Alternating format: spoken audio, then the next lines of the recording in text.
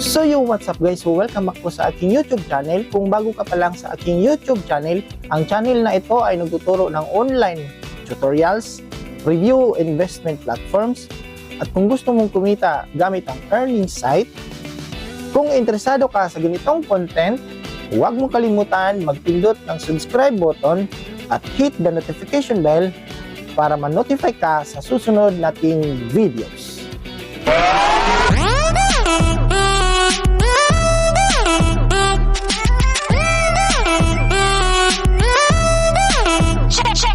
Disclaimer: this channel does not promote or encourage any illegal activities. All contents provided by this channel is meant for educational purposes. So what's up guys? So welcome back po sa panibago nating videos, and for today's video guys, ituturo ko sa inyo kung paano natin i-fix yung no internet connection dito sa ating GCash na mag-scan face pero hindi po siya makapag-proceed kasi kahit malakas yung internet natin. Ayan, so panay labas, please check your internet connection and try again. So no internet connection kahit tayo ay naka-wifi at malakas naman po yung internet natin. So ginawa natin is clear storage and cache tayo dito. So delete natin. So kahit force stop yung gagawin natin, ayan. Then balik tayo dito. Check ulit natin. So click OK while using the app. Ayan. So no internet connection pa rin, at please check your internet connection.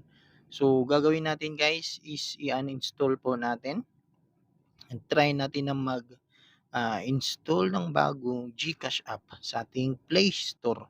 So hindi ko alam kung ganito din pa ang problema sa mga naka-iOS.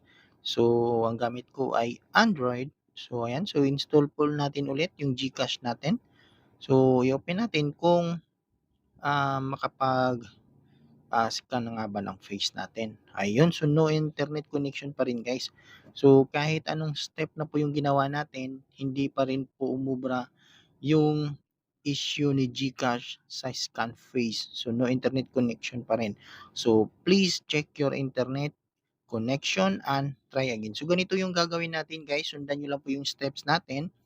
So dito sa GCash Help Center, meron po silang call our hotline. So Globe and TM is libre lang po tumawag sa 2882. So sa other network naman, 02723 at 7213-9999. So meron po siyang charge. So mas maganda gamitin niyo po yung Globe and TM kasi libre lang po tumawag dyan sa 2882. So ayan, i-dial na po natin yung 2882. So dito guys, sundan nyo lang po yung steps natin kung paano tumawag sa 2882. Concern will be asking for your personal information. If you agree, press 1. If you don't agree, account verification and ATM withdrawal are currently unavailable. We are working to restore the services as soon as possible. We are currently experiencing more calls as of this moment. If you need to follow up on an existing ticket, chat with Gigi in the GCash app. Visit help.gcash.com for quick answers to your questions. If you cannot log into the app or are calling for a downgraded GCash account, press 1. From GCash transactions concerns, press 2. For card concerns, press 3. For partner support, press 4. To repeat the options, press 6. For other concerns, you may visit our help center or talk to Gigi at help.gcash.com. Or you may stay on the line to speak to an agent. Please note that we are receiving more calls than usual. You may need to wait for the next available agent to be served.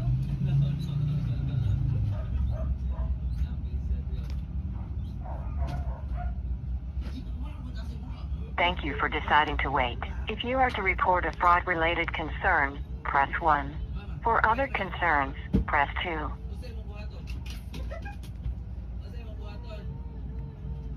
I didn't receive a response within the allowed time. Please try again. If you are to report a fraud-related concern, press 1. For other concerns, press 2.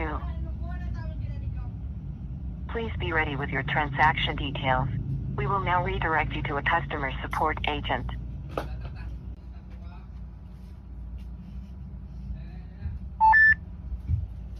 Thank you for calling Gcash. This is may I know your name, please, to address your properly. Hello, good afternoon. Yes po, good afternoon. Ano pong pangalan, sir, to address your properly? Jariel Romero. Sir Jariel, how may I help you?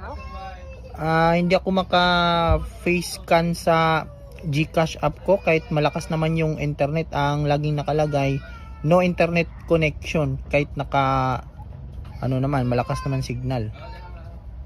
So, hindi po kayo makalagin kasi yung error po is no internet connection. Tama po? Oo, sa face scan.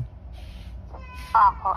Okay, sorry for the inconvenience po, sir, na-experience po ninyo. And thank you for raising us your concern. No worries po, i-assist ko po kayo regarding po dito.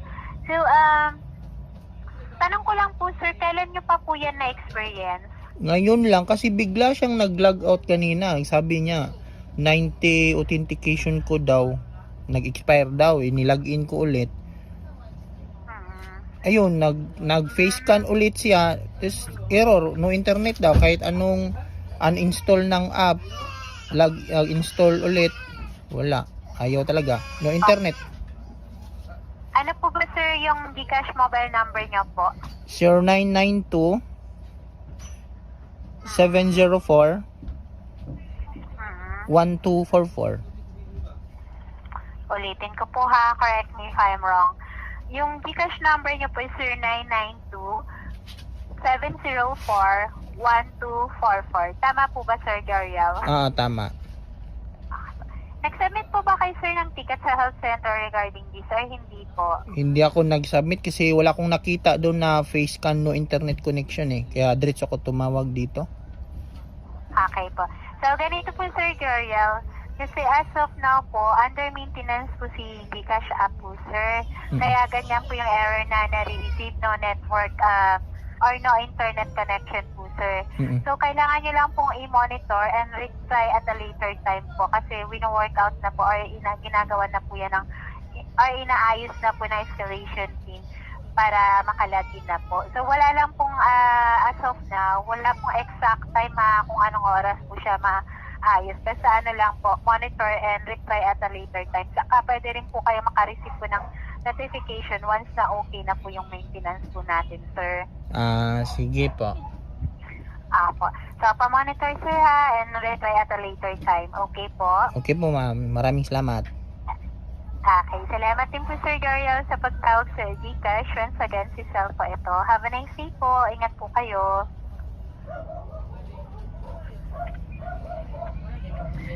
Pa-end na lang po, sir, ng call. Salamat po. Sige po, ma'am. Salamat. Bye-bye. Okay, sir. So, ayan nga guys, after natin tumawag ay nag-email din po si Gcash natin at nilagyan tayo ng ticket number.